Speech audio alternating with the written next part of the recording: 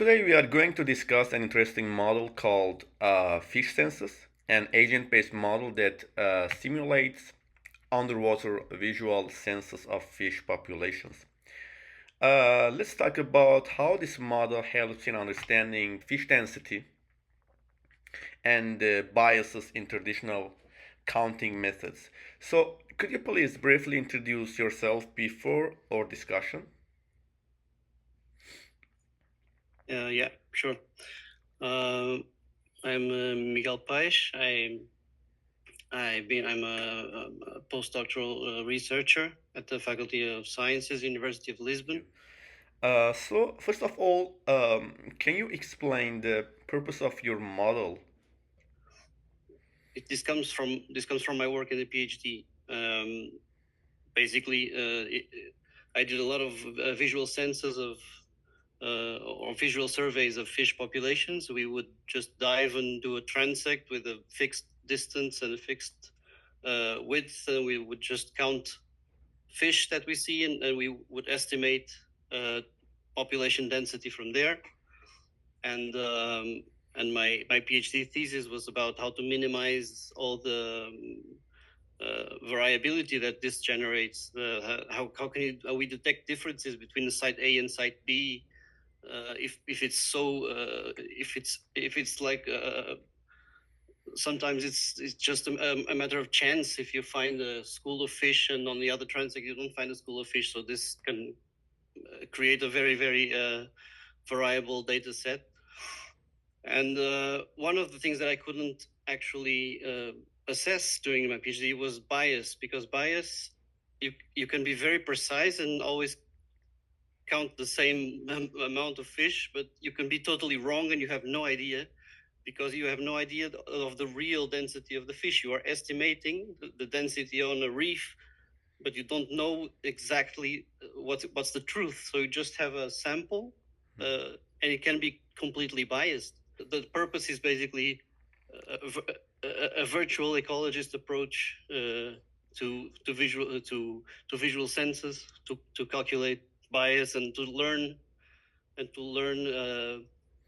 what parameters of my sampling, things that I can control, uh, things like the distance of my transect will be 10 meters, will be 20 meters, will be 50 meters, will be a 2 meter width or 4 meter width. Those things I can control, and how those things influence, increase or may increase or decrease the bias, or increase or decrease precision, basically. So, next, what were the main challenges in developing the model and how did you address these challenges to ensure the model's effectiveness? Yeah. Well, there were a lot of challenges, starting from the main challenge, which was I came from a background without any programming experience, and I had to learn, pick an environment to program in, and I talked to some experts, um, and I ended up in NetLogo, and then I started tackling my main problem, my main question, and I found some inspiration in some models. And there was another model in 2010 programmed in R, Hmm. by Christine Ward Page, a Canadian researcher, and she did actually address the bias thing, and it was very interesting. I said that's exactly what I want to do. Uh, but she used sharks. She used quite a simple model that had sharks with a random walk. They would randomly walk in with a fixed angle, and they would have a certain speed. So my first exercise was translate the model that Christine did and her colleagues to NetLogo, basically. So I had the our model on one side, and I was trying to um, translate it to NetLogo, and that's basically I basically became my first NetLogo model ever, which is the Anim Dense NetLogo, also on the COMSIS model repository. So the next challenge was, of course, to decide on what to pick as a movement algorithm. And that's when I actually found my solution in the NetLogo model library. Actually a demonstration model made by Uri Wilensky himself. Moving on, what are the main insights coming out of the model analysis? Basically, we could quantify this bias and quantify and see that it's actually very different, to the point that maybe we shouldn't be doing fish community assessments like all the community at once, because we are overestimating on one side and then underestimating on the other side. So different behaviors should have different ideal methods. Of course, that is often not feasible because money is the limiting factor in the field, and you can't just do one transect for a group of species and another transect for another group of species.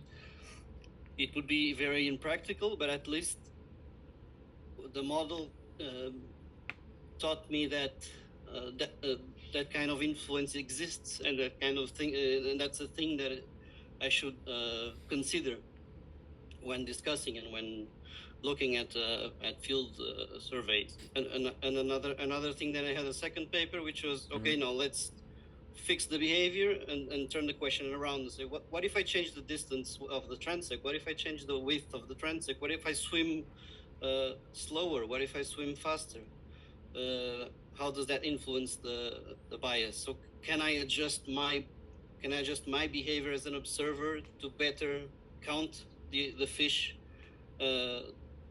So adjusting my things that I can control, basically my sampling parameters. If I'm doing a stationary point, what's the radius I'm going to observe? How much time do I stand there? How does that influence my bias and my precision? and I think that's those are the main insights. Thank you very much. So you have made your model available using comsys.net. Yeah. What were the main challenges to making your model available using this platform to others? Well, first of all, I from the beginning, I wanted FishCensus to be usable by others. But actually having to put it on a repository and ComSys ComSys already had the peer review process, and that's very helpful. And I was really careful in terms of making the model self-explanatory in many ways. Basically, commenting the code, commenting every line of code that it, even for myself, when I come back to it, that I know so that I can know why I did that, what that line means. And I usually comment the lines, and I don't like just commenting this whole section does this. I usually like to put a comment in front of the line and saying this does that. And another thing is putting a user interface with indications like fill this thing first, press this button for something, this slider does this, with comments on everything. Because if it's in a repository like in ComSysNet, people are going to download it, and they will not be sending you emails asking you to teach them how to use the model. It has to be practical and self-explanatory, basically. Exactly. So, Leslie, what's next with this topic? Can you outline any specific goals or improvements you hope to, achieve in the next phase of your research of this model? Yeah. Well, I have a few things. Actually, I haven't picked up on the model for a couple of years, but I still have an unfinished paper on the basically it's on the drawer at the moment. But on that paper I used the behavior search, the optimization algorithms in NetLogo, which are a great tool. So I basically use genetic algorithms to go a step forward and say, can I optimize a sampling method for a species or for a certain behavior? So basically, I try to replicate my species of interest or how it behaves, and then I say, give me the best possible method that will give me the most accurate count, the most accurate estimate for population density.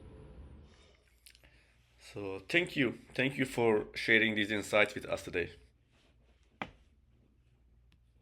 Well, thank you for inviting me.